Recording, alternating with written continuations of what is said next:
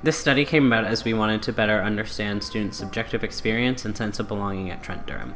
We wanted to find out student experiences of fitting in and being cared for by the institution, identity factors of university life that contribute to or hinder students' sense of belonging to Trent Durham, and examine students' desired changes. Welcome to Trent Durham S.O.B Stories. Hey folks, welcome back to S.O.B Stories. In this, our third installment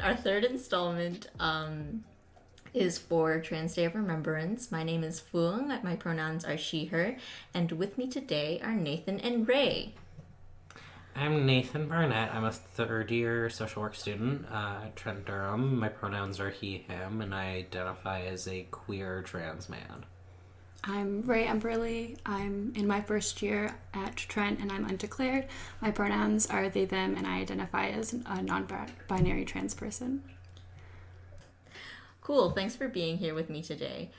I'm going to ask you this, and any of the questions that I ask, you can feel free to be like, no, shut up, Phuong, you're cis. That's a rude question. Feel free to just do that. So I know that Nathan and Ray, those aren't your birth names. Can you tell me if your name is changed in the school system and what that process was like? Oh, me? I mean, I tend to refer to it more as my dead name rather than my birth name, just because it's a way more in your face. Dead name, no, you don't call me that, it's my dead name. But I had to change. I only changed my name back in it would have been last October-ish.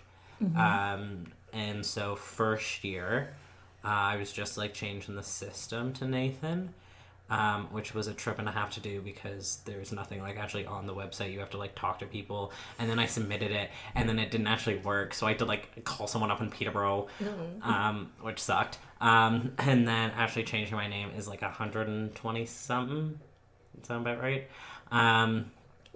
Just to do the paperwork. That's not even getting... In the school and not with the government? No, that's with the government. And then once you finish it, you just have to send the actual little certificate to 5 different organizations within the institution because they don't talk to each other.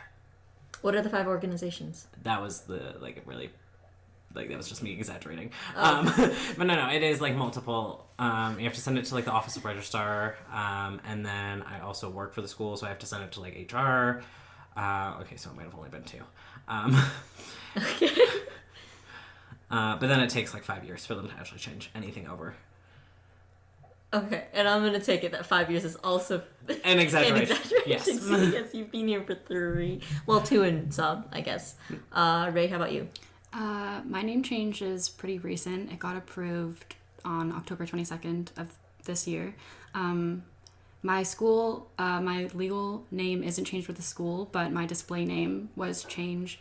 I did that when I started. But then on the first day when I went to go get my student ID card and my bus pass and everything, it was my old name. Okay, and so I went and cried.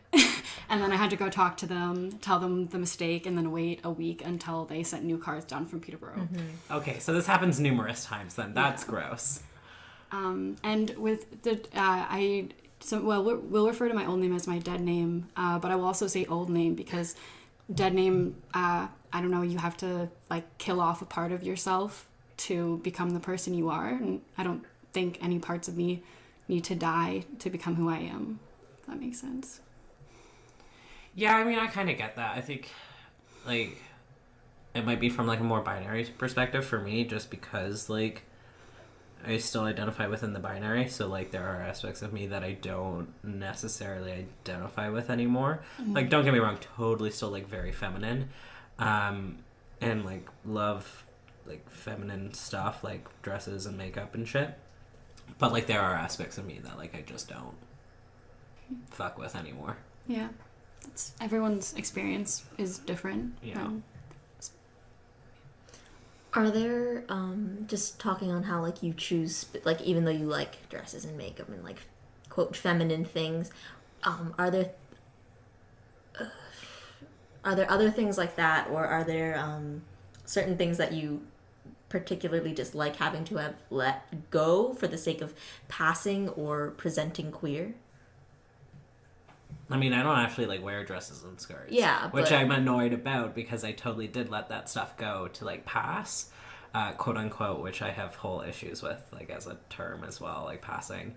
But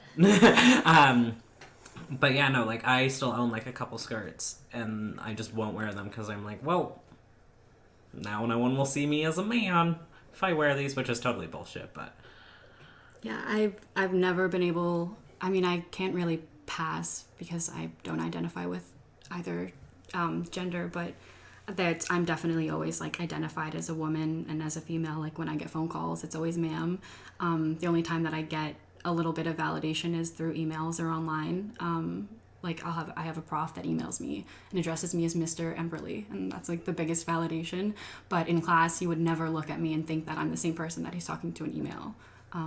But other than that, I pretty much behave the same way that I have my whole life. But I didn't even really realize I was trans because I just always assumed I was like a tomboy, or you don't really learn about things like that when you're younger, and then one day you just feel like your body isn't yours and it's wrong, and then you try to figure out what the name is for that and why it's like that. Do you have any experiences having to like essentially like come out to professors or confront professors?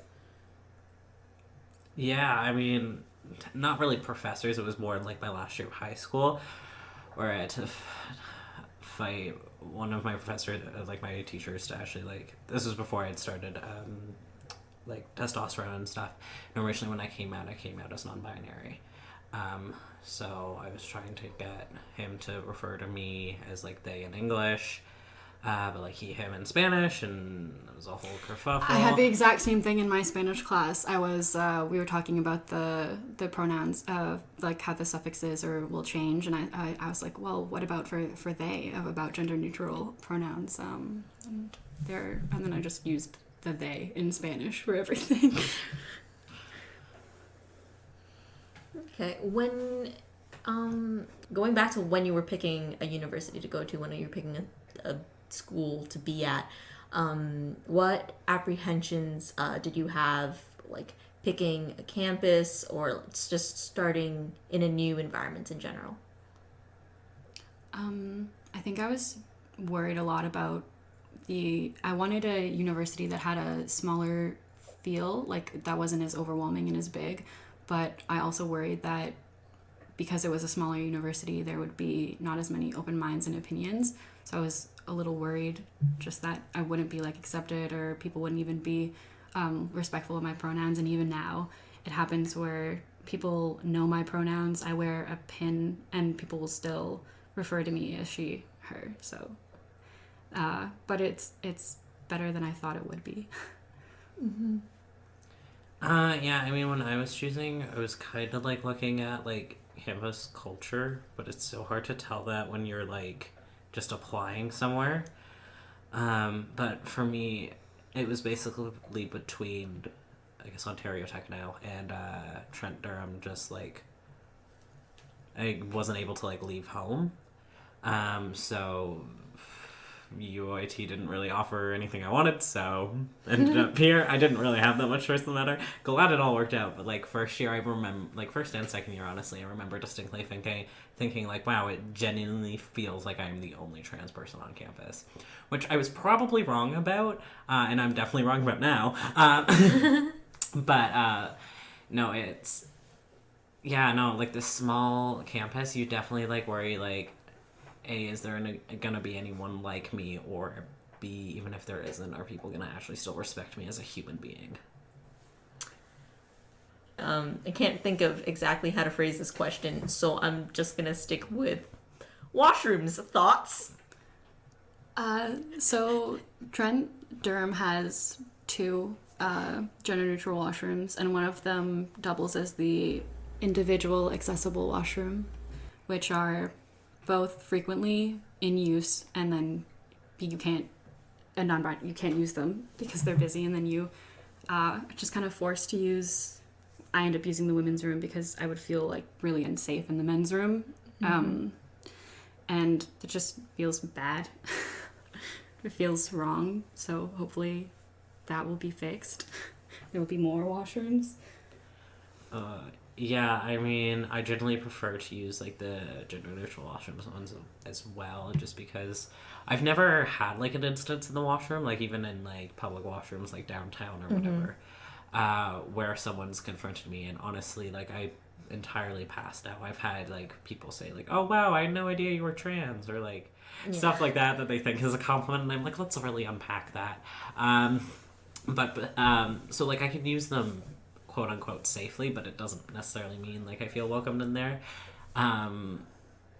So like in terms of washrooms, I always check if to use the gender neutral washrooms first, and then if they're full, I will like use the men's. But it's like whenever I go into a men's, I stop at the door first, and it's really annoying because I always think the fans are like people like drying their hands, and I'm like, shit, there's someone in there. So then I have to go and find like a washroom that's not being used. But yeah, no, we just need more washrooms on campus in general. Yeah, you think it's so simple, but yet to have such difficulty with such a basic human need just because of your identity. Yep. It's very frustrating and alienating. Hey though, that trans bladder of steel. You can hold it for so long.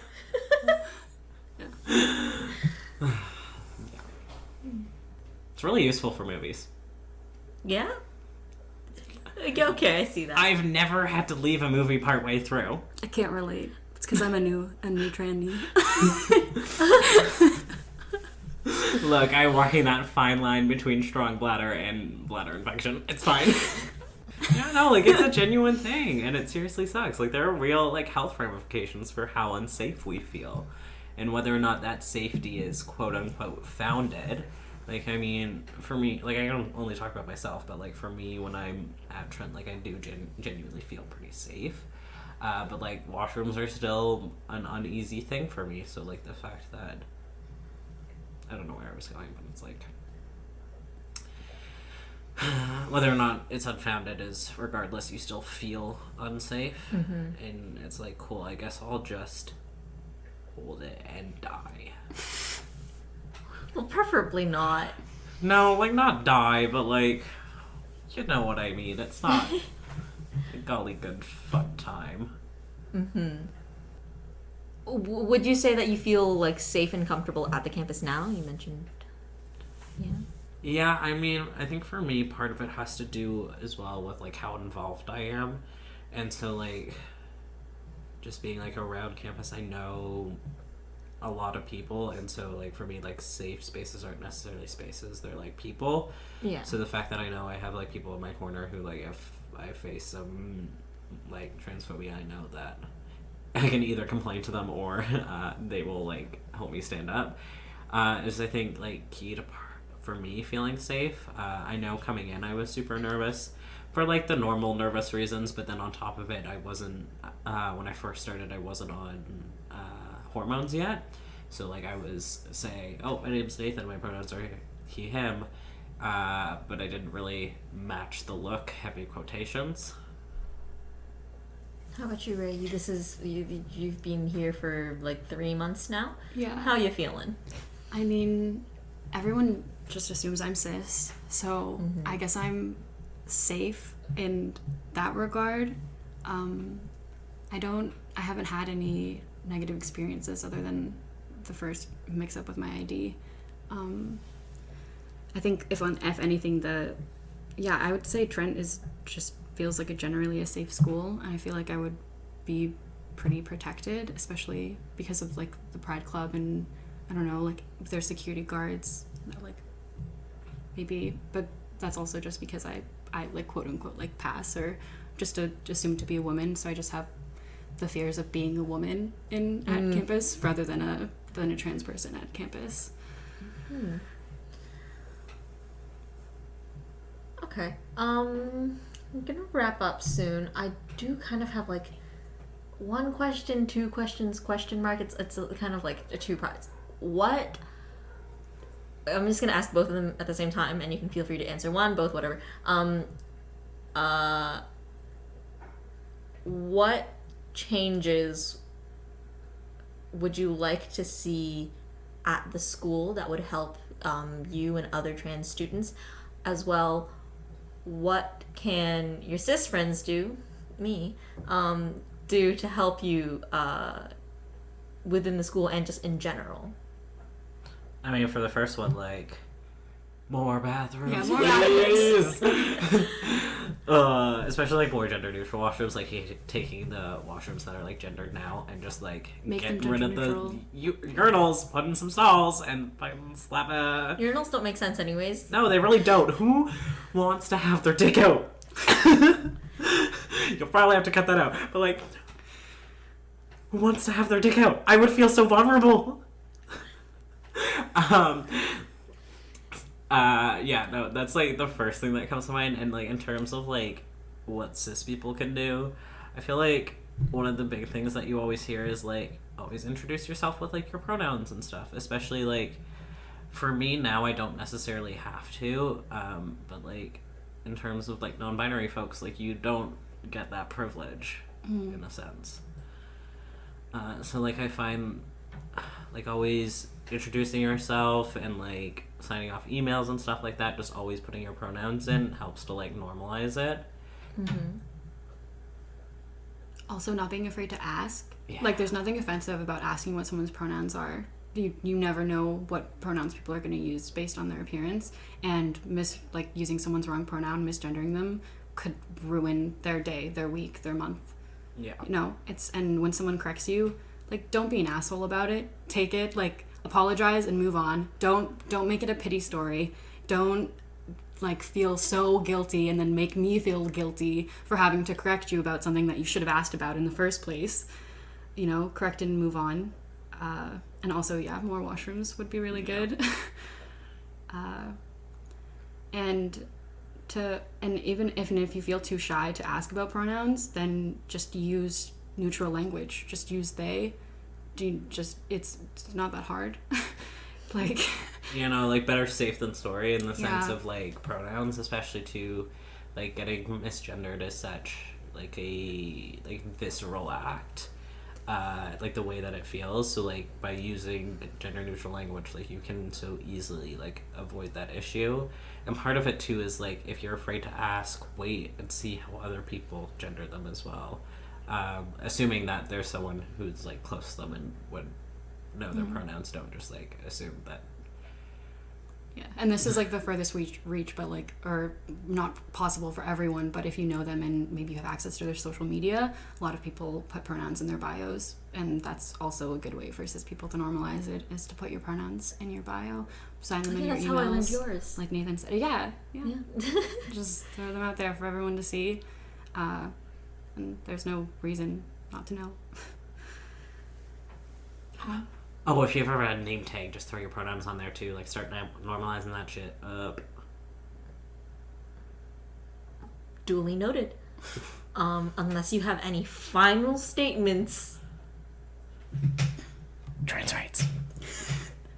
Ray? Like, don't be an asshole to trans people. That's it.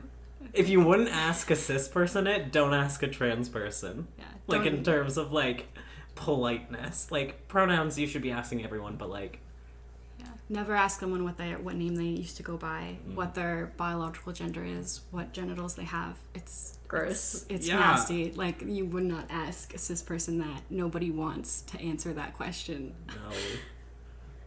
Also, don't assume people are like trans. Like. Okay. Alrighty then. Thank you very much, Nathan, Ray, for being here and telling us your sob stories. This has been S.O.B Stories. If Nathan and Ray's sense of belonging spoke to you, check out Trent Durham Pride's Club by contacting them at prideclub@mytdsa.ca or connect with PFlag Durham at pflagdurhamregion.com. Check out other on-campus events in the weekly What's Happening newsletter sent to your Trent email. Follow us on Instagram at Trent Durham Sobs or email us at belonging@mytdsa. Our next episode will be out in December when we talk about women's rights.